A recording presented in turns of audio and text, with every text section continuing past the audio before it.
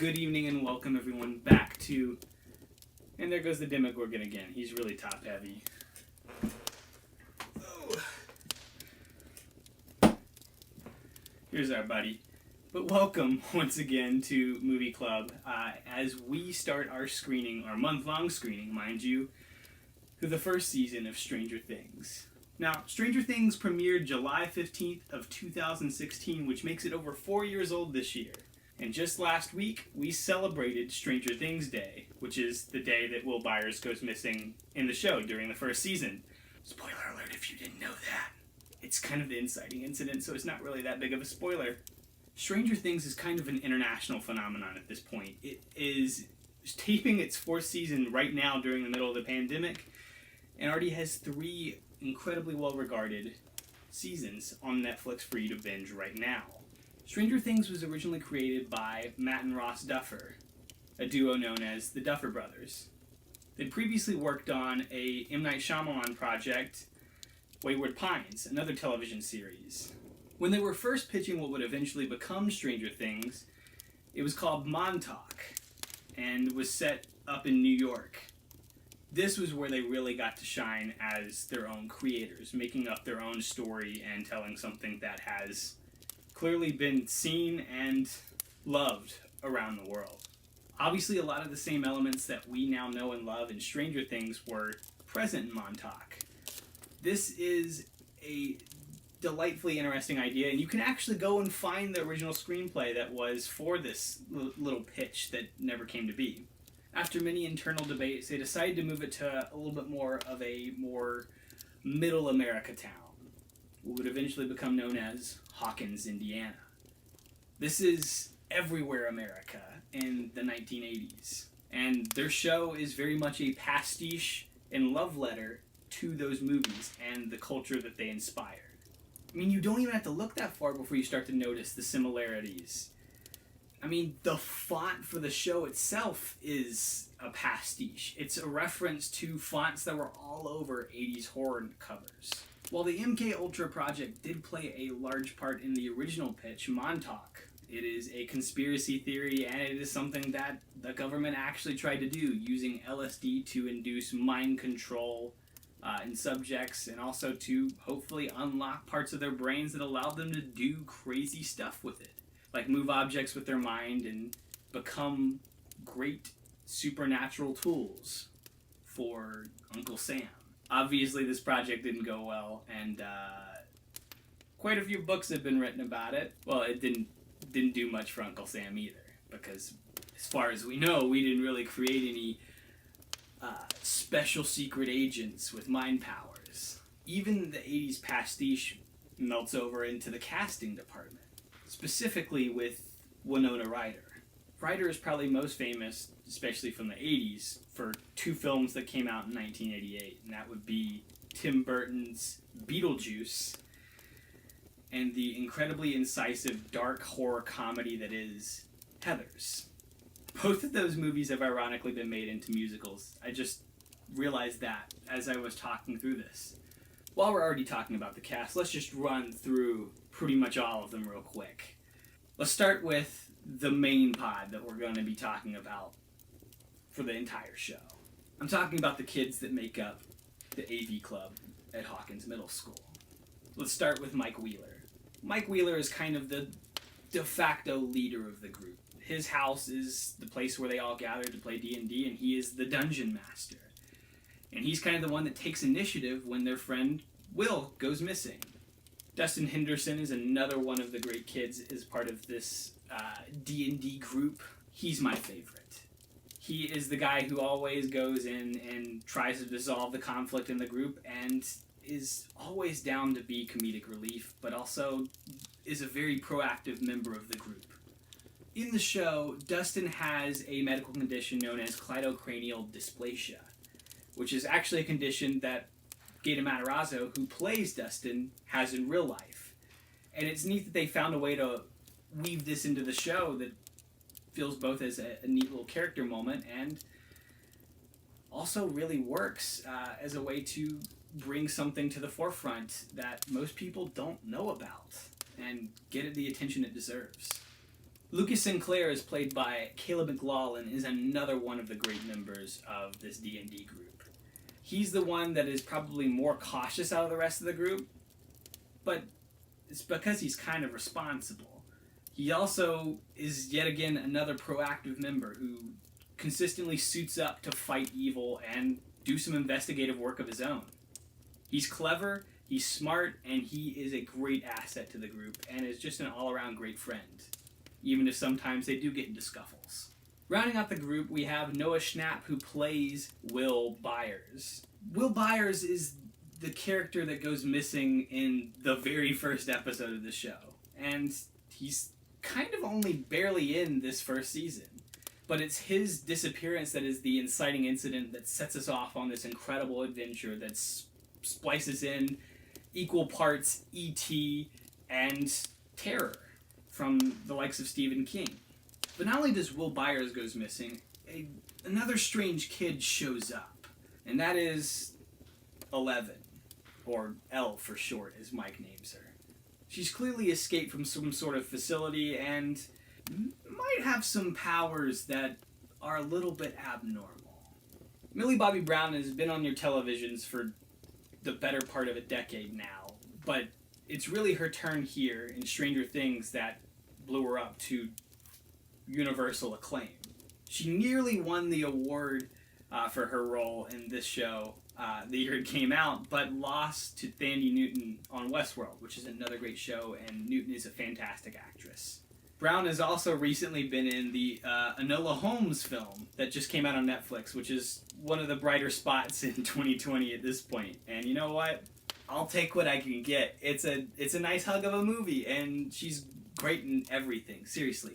She's the best actor, I think, in the entire bunch, at least in the kid cast. You could argue that Winona Ryder's the best in the whole cast, but we'll get there. A little bit older than the AV Club at Hawkins Middle is the high schoolers. Natalia Dyer plays Mike's older brother, Nancy Wheeler. While in the first two episodes of the show that we're watching tonight, she's kind of weary and not really wanting to be a part of her younger brother's life because he's weird. Throughout the remainder of the season and into the further seasons later down the line, she is one of the more intriguing characters to watch as she changes and evolves, and also grows closer with her brother. After the disappearance of Will Byers, Will's older brother, Jonathan, is on the case. Using photos that he's taken of his family, he is the one that goes out to start printing out missing kid posters.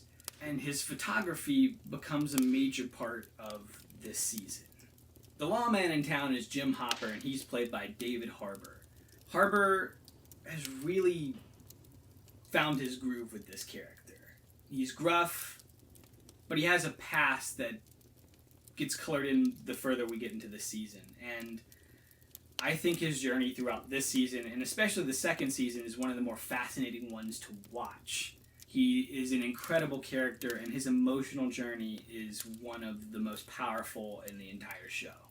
And Harbour plays this to a T that I don't think any other actor could do. And of course, there's the aforementioned Winona Ryder, who plays Joyce Byers, Will's mom. Her life is already on the skids. I mean, she's a divorced mom of two and is barely keeping it together and paying the bills as it is. And the second that Will goes missing, Joyce is on the case. She's willing to do anything, move heaven and hell, to find Will. And that's what makes, I think, one of the best mom characters I've seen in media in a very long time. Joyce is fantastic. She maybe doesn't understand all the science fiction stuff that's going on around her, but she cares enough about her son that she's willing to march straight into the gates of hell and pluck him out. As always, Winona Ryder is one of the best parts of anything that she's in. Last but certainly not least, I have to mention this character from Season 1, and that is Steve. Our boy Steve, played by Joe Keery. Steve, let's admit it, kind of sucks in the first season.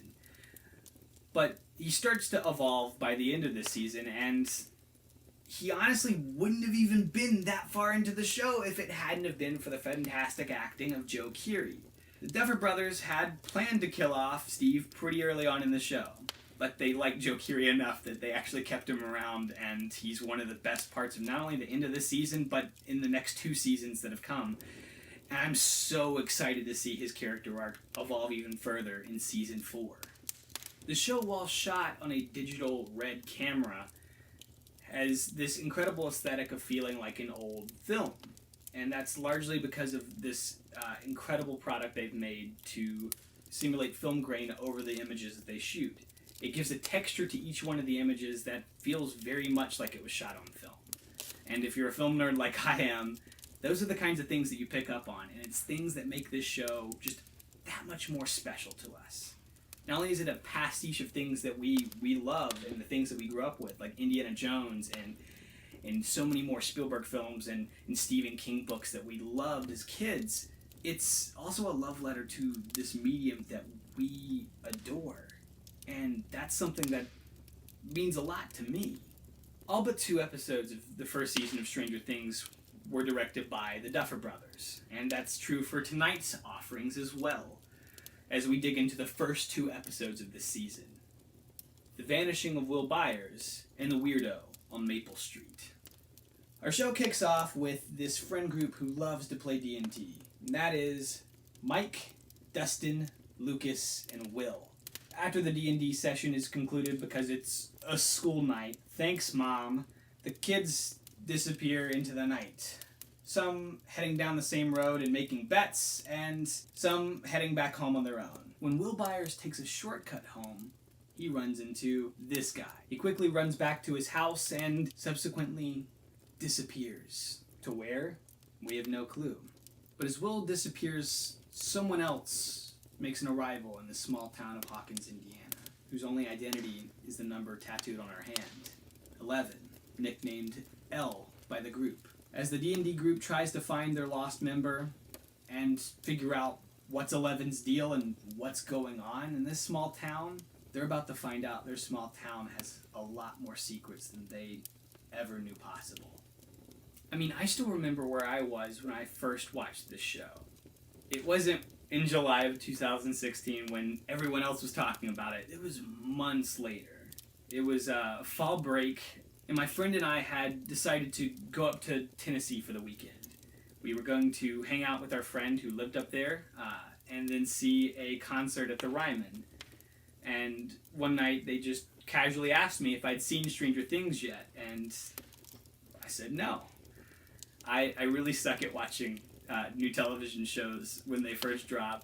Occasionally I get in on the ground floor with Lovecraft Country, but most times I am so far behind, and it's not because I don't want to watch the things that you recommend me. I'm just so bad at starting new things, and I apologize to everyone that keeps recommending me television shows, and they are probably mad at me because I haven't watched them months later when they ask me. But they were surprised that I hadn't seen it because it was like straight up my alley. And they sat me down and forced me to watch the first 2 episodes, and I was immediately hooked. So after that trip, I came home and I got my 2 friends, Kent and Gavin, together when we were off on a break, and we sat down and binged through that entire show. And every year since, whenever a new season drops, we get together and we binge the show together for the first time. And it's one of my favorite traditions, and it's something that I think I love about this show. And it's probably that kind of thing that made me want to have this club to begin with. It's a love for sharing things that I really enjoy with you. And hopefully, even if you don't like the movie or you don't like what we're screening that week, maybe you just have fun just being able to talk with friends about art. Regardless, I adore this show and everything that it's doing, and throughout the rest of these videos, I'm going to incorporate things that you love about it as well. There's a reason that this show is so popular and is connected with so many people, and I'd like to share just a little bit of why that is to other people.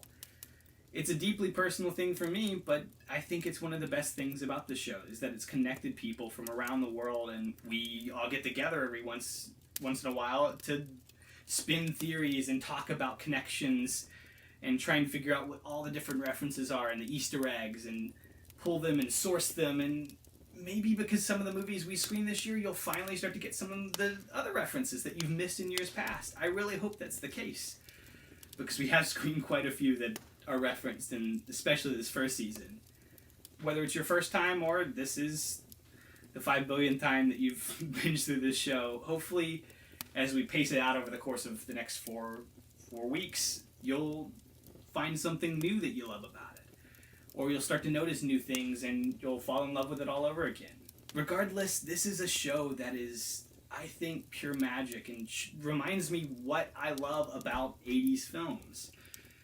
And that's why I'm so excited that we're taking this whole month to kind of sit down and binge through this show together. Despite the fact that we're not even all in the same state, I hope that you enjoy this, because this is one of my favorite shows, and I hope it's one of yours too.